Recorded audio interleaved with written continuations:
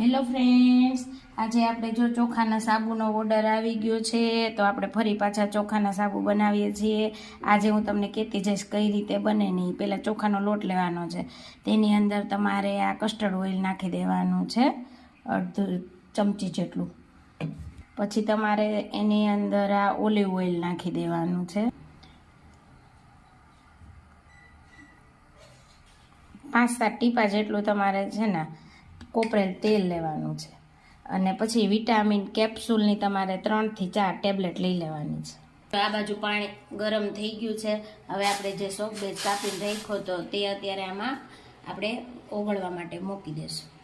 Soap base જે ઓગળે ને ત્યાં સુધીમાં જો આ ચોખાના લોટમાં મેં બધા ઓઇલ મિક્સ કરી દીધા છે, અને મિક્સરમાં મેં એક બટેટું અને એલોવેરા લઈ એલોવેરાની છાલ કાઢી નાખવાની છે, એ લઈ અને મિક્સ કરી દીધું છે।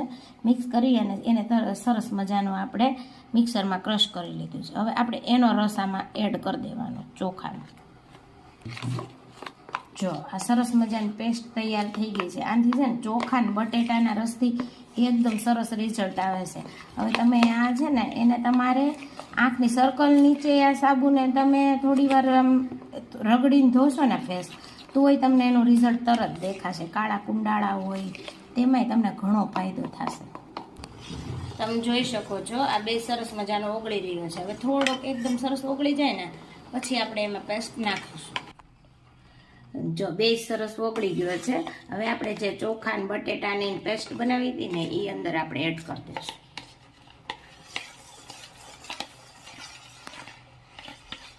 જો હવે સરસ રીતે આ બધું મિક્સ થઈ ગયું છે। આપણે તેને હવે સાબુના મોલ્ડમાં પાથરી દઈશું। આ સાબુનું રિઝલ્ટ એટલું સરસ આવે છે, તમારે સ્કિન એકદમ સરસ થઈ જાય છે, ચોખ્ખી। તમારે ઓઇલી સ્કિન હોય ને તો તરત ઓઇલને પણ લોક કરે છે। જો તમને મારો આ વિડીયો ગમ્યો હોય તો મારી ચેનલને લાઈક કરો, શેર કરો, સબસ્ક્રાઈબ કરો।